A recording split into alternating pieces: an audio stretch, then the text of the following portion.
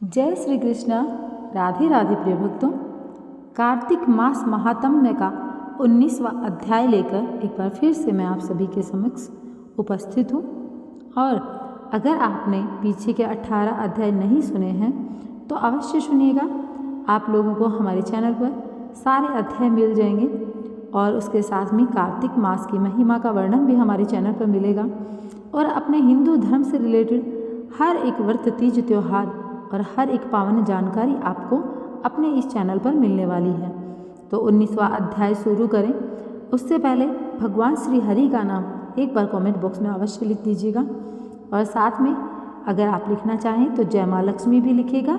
भगवान श्री हरि और माँ लक्ष्मी की कृपा आप पर सदैव बनी रहे, इसी कामना के साथ में आप लोगों से कहना चाहूँगी कि वीडियो को लाइक भी अवश्य कर दीजिए और चैनल पर पहली बार आए हैं तो चैनल को सब्सक्राइब कर लीजिए। तो अब हम शुरू करते हैं 19वां अध्याय कार्तिक महात्म्य का। कार्तिक मास में कार्तिक महात्म्य सुनने का बहुत ज़्यादा विधान है। तो चलिए फिर 19वां जो अध्याय है वह मैं शुरू करती हूँ। श्री विष्णु मम हृदय में प्रेरणा करने वाले नाथ, लिखो महात्म्य कार्तिक, राखो सिर पर हाथ। राजा पृथु ने कहा, हे नारद जी, अब आप यह कहिए कि भगवान विष्णु ने वहाँ जाकर क्या किया तथा जलंधर की पत्नी का पतिव्रत किस प्रकार भ्रष्ट हुआ। नारद जी बोले, जलंधर के नगर में जाकर श्री विष्णु जी ने उनकी पतिव्रता स्त्री वृंदा का पतिव्रत भंग करने का विचार किया। वे उसके नगर के उद्यान में जाकर ठहर गए और रात में उसके स्वप्न दिया। वह भगवान विष्णु की माया और विचित्र कार्य पद्धति थी कि उसकी माया द्वारा जब वृंदा ने रात में वह स्वप्न देखा कि उसका पति नष्ट होकर सिर पर तेल लगाए महिष पर चढ़ा है, वह काले रंग के फूलों की माला पहने हुए है तथा उसके चारों ओर हिंसक जीव है, वह सिर मुंडाए हुए अंधकार में दक्षिण दिशा की ओर जा रहा है। उसने नगर को अपने साथ समुद्र में डूबा हुआ इत्यादि बहुत से स्वप्न देखे। तत्काल ही वह स्वप्न का विचार करने लगी। इतने में उसने सूर्य देव को उदय होते हुए देखा तो सूर्य में उसे छिद्र दिखाई दिया तथा वह कांतिहीन था। इसे उसने अनिष्ट जाना और वह भयभीत हो रोती हुई छज्जे, अटारी तथा भूमि कहीं भी शांति को प्राप्त न हुई। फिर अपनी 2 सखियों के साथ वह उपवन में गई, वहाँ भी उसे शांति न मिली। वह जंगल में निकल गई, वहाँ उसने सिंह के समान 2 भयंकर राक्षसों को देखा, जिससे वह भयभीत होकर भागने लगी।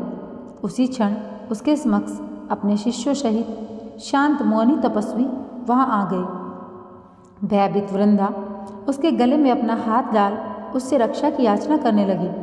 मुनि ने अपनी एक ही हुंकार से राक्षसों को भगा दिया।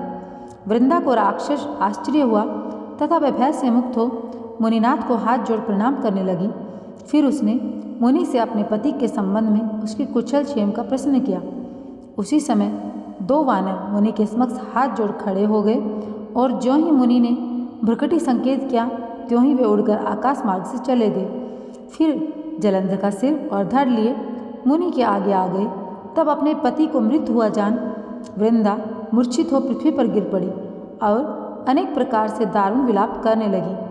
पश्चात उस मुनि ने कहा, हे कृपानिधे, आप मेरे इस पति को जीवित कर दीजिए।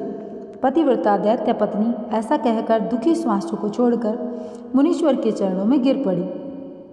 तब मुनीश्वर ने कहा, यह शिवजी द्वारा युद्ध में मारा गया है, जीवित नहीं हो सकता, क्योंकि जिसे भगवान शिव मार देते हैं वह कभी जीवित नहीं हो सकता। परंतु शरणागत की रक्षा करना सनातन धर्म है, इसी कारण कृपा कर मैं इसे जलाए देता हूँ। नारद जी ने कहा, वह मुनि साक्षात विष्णु ही थे जिन्होंने यह सब माया फैला रखी थी। वह वृंदा के पति को जीवित करके अंतर्ध्यान हो गए। जलंधर ने उठकर वृंदा को आलिंगन किया, मुख चूमा। वृंदा भी पति को जीवित हुआ देखकर अत्यंत हर्षित हुई। अब तक हुई बातों को स्वप्न समझा। तत्पश्चात वृंदा सकाम हो बहुत दिनों तक अपने पति के साथ विहार करती रही। एक बार सूरत एवं संभोग काल के अंत में उन्हें विष्णु को देखकर उन्हें ताड़ित करती हुई बोली, हे पराय स्त्री के साथ गमन करने वाले विष्णु, तुम्हारे शील को धिक्कार है। मैंने जान लिया है मायावी तपस्वी तुम ही थे। इस प्रकार कहकर कुपित पतिव्रता वृंदा ने अपने तेज को प्रकट करते हुए भगवान विष्णु को श्राप दिया। तुमने माया से 2 राक्षस मुझे दिखाए थे, वही दोनों राक्षस किसी समय तुम्हारी स्त्री का हरण करेंगे। सर्पेश्वर जो तुम्हारा शिष्य बना है वह भी तुम्हारा साथी रहेगा। जब तुम अपनी स्त्री के विरह में दुखी होकर विचरोगे उस समय वानर ही तुम्हारी सहायता करेंगे। ऐसा कहती हुई पतिव्रता वृंदा अग्नि में प्रवेश कर गई। ब्रह्मा आदि देवता आकाश से उसका प्रवेश देखते रहे। वृंदा के शरीर का तेज पार्वती जी के शरीर में चला गया। पतिव्रता के प्रभाव से वृंदा ने मुक्ति प्राप्त की। तो प्रिय भक्तों, यहाँ पर संपूर्ण होता है 19वां अध्याय, और 19वें अध्याय के संपूर्ण होने के बाद में मैं आप लोगों को कार्तिक माह में सुनी जाने वाली धर्मराज जी की कथा भी सुनाना चाहती हूँ। कार्तिक माह में धर्मराज जी की कथा सुनने का बहुत ज़्यादा विधान है, बहुत पुण्य फलदायी है। आप लोगों को सब सुख अवश्य प्रदान होंगे माता लक्ष्मी और भगवान श्री हरि की कृपा से। तो पूर्ण श्रद्धा भाव के साथ में यह कथा सुनिएगा। कार्तिक माह में धर्मराज जी की कहानी बहुत ज़्यादा सुनना श्रेष्ठतम होता है। तो चलिए शुरू करते हैं। लेकर श्री हरि का नाम कमेंट बॉक्स में हरिओम अवश्य लिखिएगा या फिर लिखिएगा जय माँ लक्ष्मी। किसी गांव में एक बुढ़िया रहती थी। वह बहुत नियम धर्म से व्रत करती थी। एक दिन भगवान के घर से यमदूत उसे लेने आ गए और वह उनके साथ चल पड़ी। चलते चलते एक गहरी नदी आई तो यमदूत बोले, माई तुमने गोदान की हुई है या नहीं? बुढ़िया ने उनकी बात सुनकर मन में श्रद्धा से गाय का ध्यान किया और वह उनके समक्ष आ गई। बुढ़िया उस गाय की पूंछ पकड़कर नदी पार गई। वह यमदूतों के साथ फिर आगे बढ़ी तो काले कुत्ते आ गए। यमदूत फिर बोले, कुत्तों को खाना दिया था माई। बुढ़िया के मन में कुत्तों का ध्यान किया तो वे रास्ते से चले गए। अब बुढ़िया फिर से आगे बढ़ने लगी तो रास्ते में कौवे ने उसके सिर में चोंच मारना शुरू कर दी। तो यमदूत बोले, ब्राह्मण की बेटी के सिर में तेल लगाया था। बुढ़िया ने ब्राह्मण की बेटी का ध्यान किया तो कौवे ने चोंच मारनी बंद कर दी। कुछ आगे बढ़ने पर बुढ़िया के पैर में कांटे चुभने लगे तो यमदूत बोले, खड़ाऊ दान की थी। बुढ़िया ने उनका ध्यान किया तो खड़ाऊ उसके पैरों में आ गई। बुढ़िया फिर आगे बढ़ी तो चित्रगुप्त जी ने यमराज से कहा, आप किसे लेकर आए हो? यमराज जी बोले, बुढ़िया ने दान पुण्य तो बहुत किया है लेकिन धर्मराज जी का कुछ नहीं किया, इसलिए आगे के द्वार इसके लिए बंद हैं। सारी बात सुनने के बाद बुढ़िया बोली कि आप मुझे सिर्फ 7 दिन के लिए वापस धरती पर भेज दो, मैं धर्मराज जी का व्रत और उद्यापन करके वापस आ जाऊंगी। बुढ़िया माई वापस धरती पर अपने गांव आ गई। गांव वालों ने उसे भूतनी समझकर अपने दरवाजे बंद कर दिए। जब अपने घर गई तो उसके बहू बेटे भी दरवाजे बंद करके बैठ गए। बुढ़िया ने कहा कि मैं भूतनी नहीं हूँ, मैं तो धर्मराज जी की आज्ञा से वापस धरती पर 7 दिन के लिए आई हूँ। इन 7 दिनों में धर्मराज जी का व्रत और उद्यापन करूँगी जिससे मुझे परलोक में जगह मिलेगी। बुढ़िया की बातों से आश्वस्त होकर बहू बेटे उसके लिए पूजा की सारी सामग्री एकत्रित करते हैं। लेकिन जब बुढ़िया कहानी कहती है तब वह हुकारा नहीं भरते, जिससे बुढ़िया फिर अपनी पड़ोसन को कहानी सुनाती है। वह हुकारा भरती है। 7 दिन की पूजा व्रत व उद्यापन के बाद धर्मराज जी बुढ़िया को लेने के लिए विमान भेजते हैं। स्वर्ग का विमान देख उसके बहू बेटों के साथ सारे गांव वाले भी स्वर्ग में जाने को तैयार हो गए।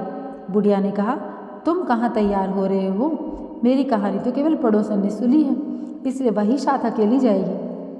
सारे गांव वाले बुढ़िया से धर्मराज जी की कहानी सुनाने का आग्रह करते हैं। तब बुढ़िया उन्हें कहानी सुना देती है। कहानी सुनने के बाद सारे ग्रामवासी विमान में बैठकर स्वर्ग जाते हैं। धर्मराज जी की कहते हैं, मैंने तो विमान केवल बुढ़िया को लाने भेजा था। बुढ़िया माई कहती है, हे धर्मराज, मैंने जो भी पुण्य किए हैं उसमें से आधा भाग आप गांव वालों को दे दो। इस तरह से धर्मराज जी ने ग्रामवासियों को भी स्वर्ग में जगह दी। हे धर्मराज महाराज, जैसे आपने बुढ़िया के साथ सभी गांव वालों को स्वर्ग में जगह दी, उसी तरह हमें भी देना। कहानी सुनकर हुकारा भरने वालों को भी और कहानी कहने वालों की जय बोलिए। धर्मराज महाराज की जय, यमराज महाराज की जय। तो प्रिय भक्तों, यहाँ पर धर्मराज जी की कहानी संपन्न होती है। साथ में कार्तिक माह का 18वां अध्याय भी हमने सुनाया है। और एक बार फिर से आप लोगों को कहना चाहूँगी कि अगर आपने कार्तिक पुराण के बाकी अध्याय नहीं सुने हैं तो चैनल पर मौजूद हैं, आप अवश्य सुनिएगा। अपने ग्रंथों को और अपने उपनिषदों को जानना, अपने पुराणों को जानना हम हिंदुओं का धर्म है और यही हमें मुक्ति के मार्ग की ओर ले जाता है। तमाम सुखों को हम भोगते हैं इस धरती लोक पर रहकर और हमारे परिवारजन और हम किसी भी अकाल दोष का सामना नहीं करते। अकाल मृत्यु का भय हमें नहीं सताता। इसलिए अपने श्री हरि की, अपने आराध्य की आराधना करने में कार्तिक माह में कोई भी कंजूसी नहीं करनी चाहिए। हमें श्री हरि की भक्ति का फल अवश्य मिलता है। श्री हरि हम सबको श्रेष्ठतम फल देते हैं और माता लक्ष्मी की कृपा हम सब भक्तों पर हमेशा बरसती है। तो इसी के साथ में इस वीडियो का एंड करना चाहूँगी और आप लोगों से हाथ जोड़कर निवेदन करना चाहूँगी कि अगर अभी तक आपने चैनल को सब्सक्राइब नहीं किया है तो चैनल को अवश्य सब्सक्राइब कीजिएगा। सब्सक्राइब करके बेल आइकन भी प्रेस कीजिए जिससे कि आने वाली हर एक वीडियो की नोटिफिकेशन आप सभी तक सबसे पहले पहुंचे।